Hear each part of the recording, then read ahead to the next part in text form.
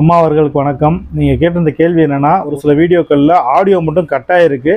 அதை கண்டினியூ பண்ணலாமா, இல்லை எடுத்துகிட்டு திருப்பி அதேமாதிரி பதிவிடலாமான்னு கேட்டிருக்கீங்க.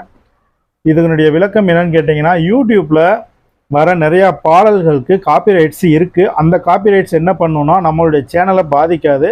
அதனால் அந்த ஆடியோவை மட்டும் அவங்க எடுத்துருவாங்க. வெறும் வீடியோ மட்டும் இருக்கும்.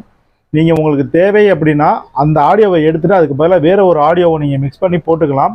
நம்ம எடுக்கிற பாட்டு எல்லா பாட்டுமே பார்த்தீங்கன்னா நம்மளுக்கு இலவசமாக கொடுக்க மாட்டாங்க. ஒரு சில பாடல்கள் காப்பிரைட்ஸில் இருக்கும். ஒரு சில பாடல்கள் 30 செகண்ட் 50 செகண்டுக்கு மேலே போகும்போது அது காப்பிரைட்ஸில் போயிடும். ஆனால் அந்த காப்பிரைட்ஸ் நம்மளுடைய சேனலில் பாதிக்காது.